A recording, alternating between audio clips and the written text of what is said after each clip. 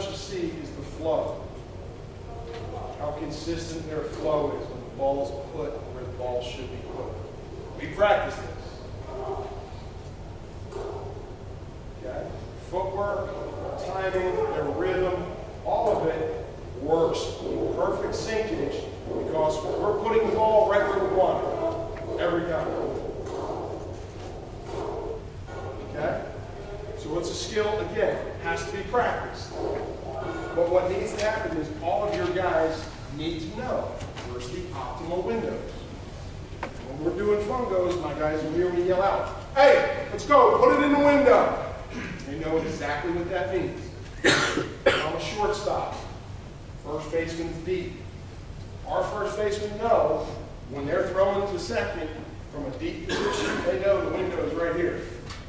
If they're holding the guy on, they pop off the bag to the inside, they know the window's here. But we teach it, we talk it, and then we drill it. And they get that chemistry.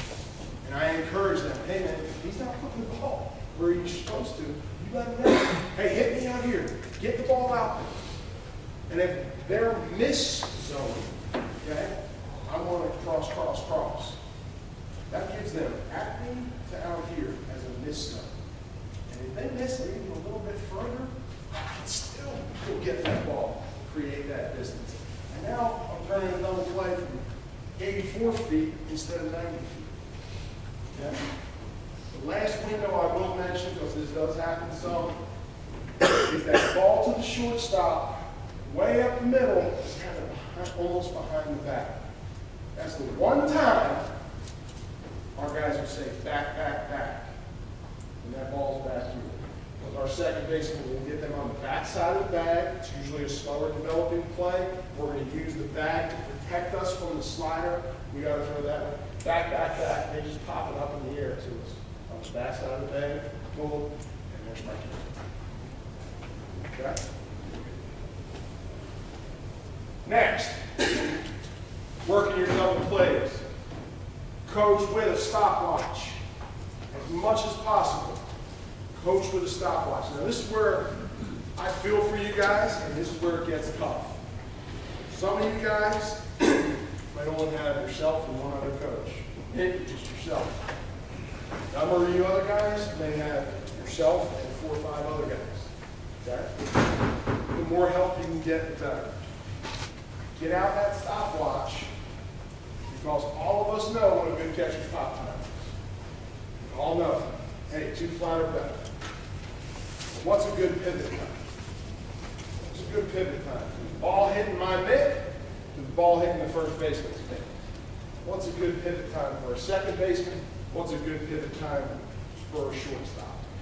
All right, the answer is this. If your second baseman can pivot the ball in 1-4 or better, pop to pop, he's doing pretty good. Right? In high school, you probably can still get away with a 1-5 or better. Okay? But I'd say I shoot for a 1-4 or better. All right? We're fortunate. Our starting second baseman is a young man named Seth Lancaster from Hanahan High School. Plays for Coach Mitchell. Did I get it right? Mitchell, see here? Yeah. He's done a great job with Seth. Seth is one of the best pivot times I've seen. When he's in on time with a good feed, he'll pivot the ball at 1-2-5. Okay? Maybe even get better at times. That's moving. Most of my guys, they're going to be 1-3-5 to a 1-4. Okay? So if you can try and get your guys to pivot the ball 1-4 better, that's great. Now, we know that a good running time down the line. Okay? For us, we practice at a 4-2 speed. So anytime I do my double play drills or routine ground balls we're throwing at first, we practice 4-2 on double plays, 4-1 on routine ground balls. All right? So that pivot time is key. For a shortstop, shortstop should be a tick quicker. Okay? Your numbers around 1-3-5. You're pretty good. 1-3-5 is a pretty good pivot time on a shortstop. Okay? Now, I will time our guys. I will stand right off my second base, and all I am timing is the pivot. Pop, pop. Okay? And I would tell them. The reason I want to tell them is so that they know, they develop that feel, that internal clock. Hey, I know that pivot. I know what a quick one feels like. Now I know what a slow one feels like. So I know when we got a plus runner going down the baseline, I know when I got to pop. Or if we know we got Engelbert running, who's slow as could be, I know I can slow my tempo down a little bit. They'll never understand the timing of that if you're not letting them know those times. Okay? So I highly encourage you, coach with the stopwatch, let them know what their pivot times are, and for yourselves, it's good to know where your guys are at. Are we slow? Are we quick? All right? And they get pretty competitive about it. They start to kind of step their game up a lot when they're one guy's slower than the other. Yes, sir. When you get a ground ball to third base, it's going to be a double play. If you get third base with many hop, you go straight out of the feet. You gotta know where the ball is. Okay, so if you didn't hear, he's asking ground ball to the third baseman who's going to start the double play. Do you have your third baseman mini hop or just throw with his feet set? Okay. So for us, I teach both. All right. If it's at me, right at me, and I have had the time in my feet to set myself up with my left foot dropped slightly back, my hips slightly open, and the guy's got a feel for it, we'll go catch, release. No feet. Now, if he's not set up right with his feet, we'll go catch, mini shuffle, throw. If they're moving to their left, always a mini shuffle. Okay? If they're moving to their right, always catch, open the foot, and throw. All right? So we teach them 3 different types of footwork. A lot of it is depending on where the ball is and how quickly the ball got to it. If it's a one-hop missile, mini shuffle. If it's a little bit of a slower ball, you've got to have the feet set up and catch it. Okay.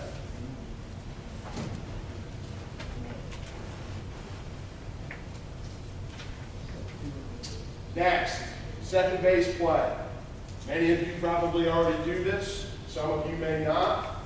Please, please, please teach your second baseman the option feed. Okay? The option feed. A lot of coaches shy away from it. I had to convince Coach Gilmore at Coastal to let our second baseman do it. And we actually won a conference tournament with a kid named Brandon Powell from Johnsonville. He was not a true infielder. They developed him into an infielder. He turned a double play against Winthrop in the conference tournament in 2005. Because he got rid of it. And he really fought it to be able to catch, drop to a knee, and throw, or catch, pop his feet, throw. The option feed is the quickest and most versatile feed for a second baseman. Hands down, without a doubt. Okay? As a second baseman, this will bail you out if you get stuck with funky hops. This will bail your butt out. Got to be practiced. Criticism I hear on this play, guy, you're not accurate enough with it. I don't get enough power on it. Got to practice it. I've been to some high school football practices and watched 2 quarterbacks jog all the way down the field and all the way back, flipping the option back and forth to each other. Okay? Up and back. We do 4 corners with our middle infielders. Okay? Just a 4-corner drill. Guy's not super far away. We'll start them closer. We'll work the option. Okay? And we'll slowly start moving them back. And they still got to be able to put this feed in the window, slightly uphill. Okay?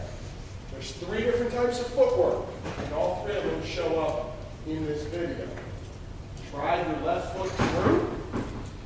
Field, drive the left foot through. That's the one I teach the most, or have our guys use the most.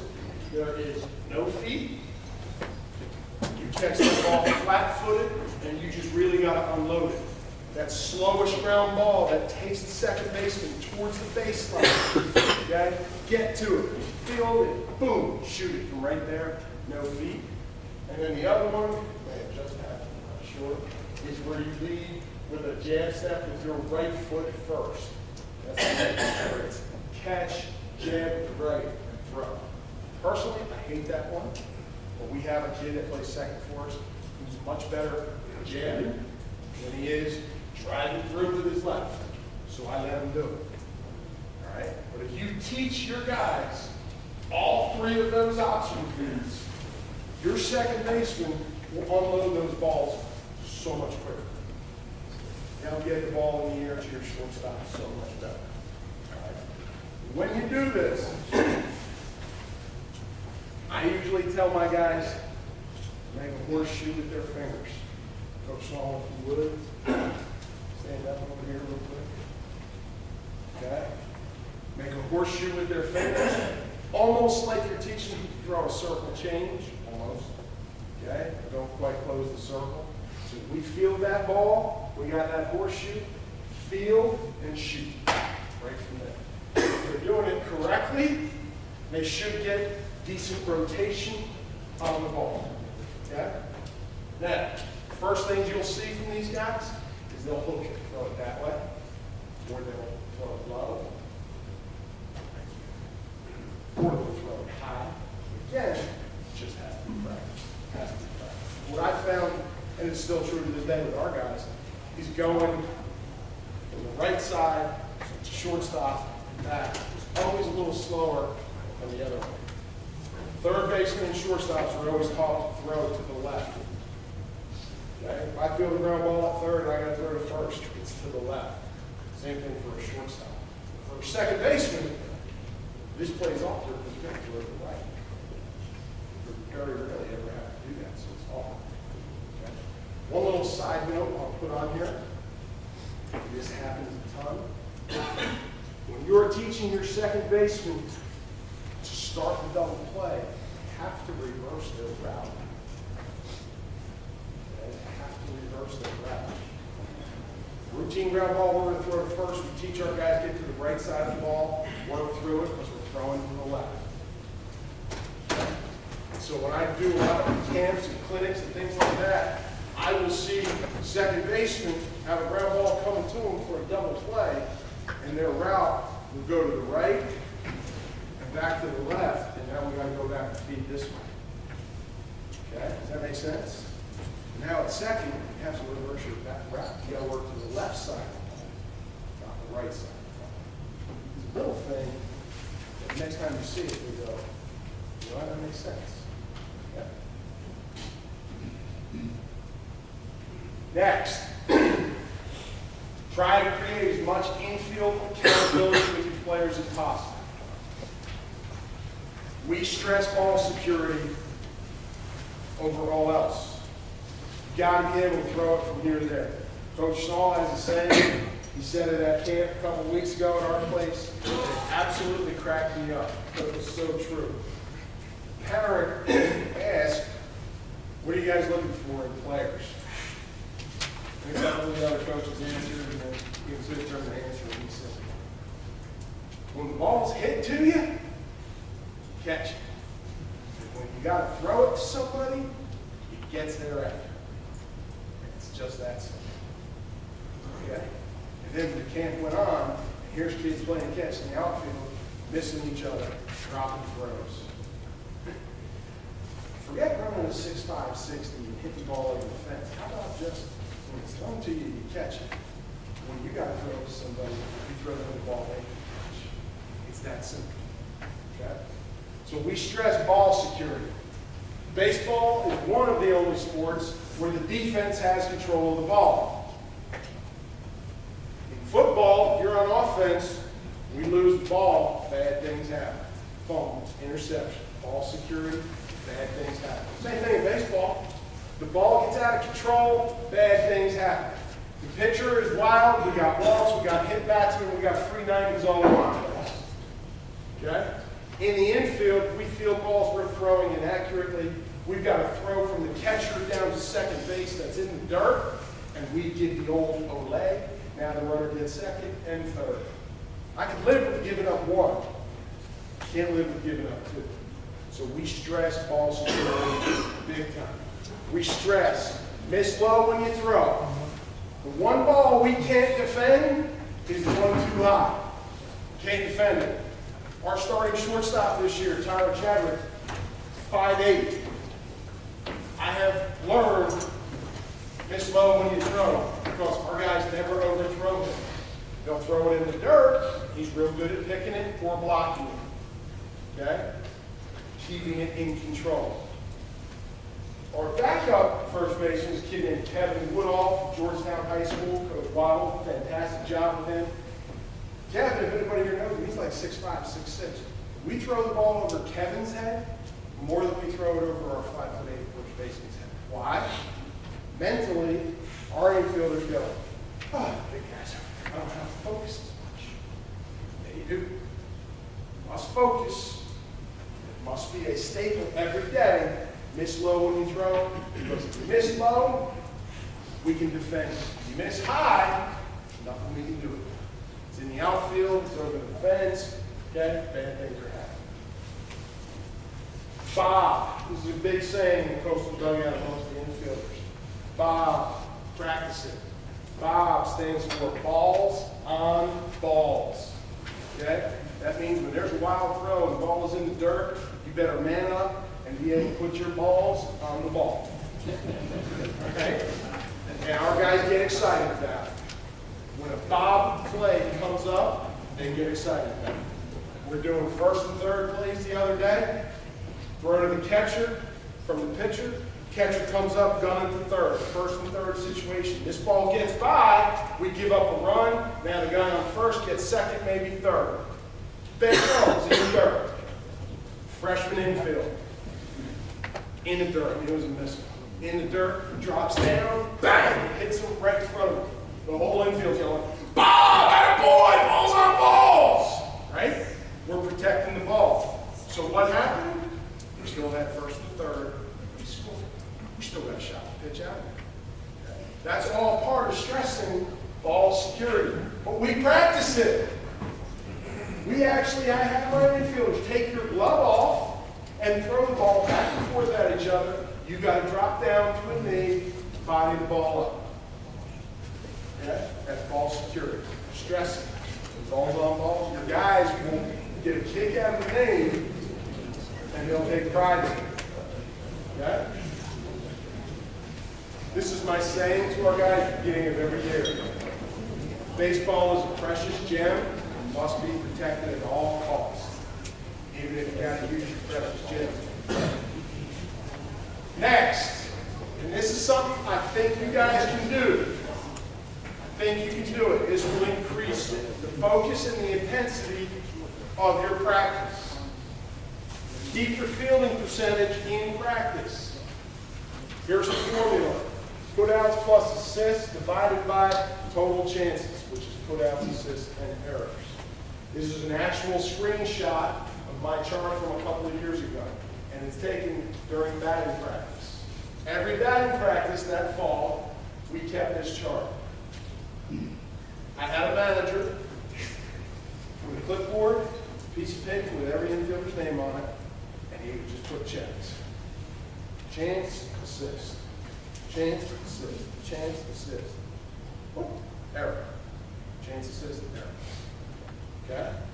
He kept it on every single one of my infielders for the entire fall.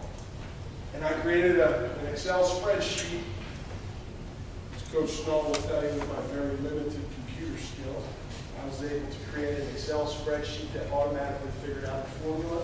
So I was able to post at the end of each week what our infielders' fielding percentage was. Now, on top of this, all of these plays are on a stopwatch. So they're being charted, and I'm in the field, every ground ball off the back line, field it, throw it first. I'm stopwatching. And if our guys aren't fielding it and getting it first before 2 or less, error doesn't count. So now they have to learn to play at game speed. And also learn the timing and tempo of what it takes to play at game speed. Because it's very difficult to recreate those game speed plays. Okay? Speaking of those game speed plays, try to eliminate as many practice reps as you can. Okay? Work on your gift, your game intensity plays or game intensity practice. Either one. Always try to practice with your gift. Whatever you can do to create game, speed, intensity, and situation with your infielders will make your team so prepared when game time comes. And the goal that we have with our infielders is to make practice tougher than the actual game. So that when game comes and they have a routine to play, it's a piece of cake. We actually had a problem last year. Our first weekend, all of our guys were still trying to throw everybody out in 4-1 or less. And we had like some big lug running the first who ran like 4-7. And my shortstop fielded, comes up, throws him out. It's like 3-9 on the stopwatch. I'm like, okay, know your runner, know when you can slow down, and when you have to speed up. So create your game intensity plays as much as humanly possible. How? How do we do that? It's easy to say it. How do we do that? A, always use the stopwatch. We've already talked about that. Number 2, try and do side toss or front toss, hitting ground balls. Instead of a fungo, those easy, comfortable fungos that happen, do side toss, do front toss, and have the hitter nail away on ground balls. Have your fielders field them, throw it first, and be on time on the stopwatch. There's always somebody hanging around your program that wants to swing back. Okay? Could be a coach who just got guy who just got done playing and he still has that playing bug in him. Somebody is going to be willing to cut the bat loose. Your pitchers always want to swing the bat. Let those rascals swing the bat. All right? Instead of having your pitchers conditioned by running balls, have them hit ground balls off the tee and run to first. Can't get much better than that. Now you've got a runner to first. Your pitchers having to sprint. You've got 5 pitchers. You just get a cycle going. Now they're getting their conditioning in. Okay? They always want to swing the bat. Let them do side toss. Let them do front toss. Let them get off the tee and run to first. Now you don't need the stopwatch. You got the base running. It's the most realistic you can make it for your infielder. They have somebody running to first, they got to get it there. And they have a ball off the bat that's a little bit more realistic. Okay? Lastly, use BP for defense instead of offense. This is a big one. I'm a massive believer in this. Orchestrate and set up your batting practice so that it is geared towards defensive work, not offensive work. We're not looking to get each guy 30 swings. You could get in the box, and it's 3 swings. Last ball live. Last ball live, he hits it, he runs the bases. You can put a base running group out there. So you got a group base running, you got a group hitting, you got 2 groups in the field. Full infield, full outfield. Hey, last ball live. Okay, so now you put your base running group, they can be at first. They can be at first and second. You can manipulate it however you want. 1 pitch, 2 pitch, 3rd pitch, live. Now you've got base runners moving there. Outfielders have to react, infielders have to react. It creates a lot of game intensity situations. You put your pitcher on the mound so that if we get a ground ball to first, he's got to get over and cover first. You got a double play ball to first, he's got to get over and cover first. Okay, put a catcher in the box. We're fortunate we have 2 full 9s. Okay, so we'll have 8 hitters in hitting, 4 of them hitting, 4 of them base running. We'll have the other 8 guys on defense. We'll do that 3rd ball or last ball live for 10 minutes, and we'll flip-flop. We'll play a bunch of teams that way. So you'll get cutoffs and relays will happen, get double play balls, you'll get pretty much every situation will come up, and you get a lot of work with your guys at game intensity, okay, simply by doing BP for your defense instead of your offense. Last Lastly, guys, thank you. I can't thank you guys for having me here enough. I'm juiced up to come and talk to you. I'm a big believer in high school baseball in the state of South Carolina. I think the coaches here are awesome. I think they do it for the right reasons, and they work very hard to do it the right way. Thank you very much for doing that. Before I get off the stage, turn it over to Coach Stahl. Any questions for me? Any? No? All right, very good. Coach has got to get his PowerPoint set up.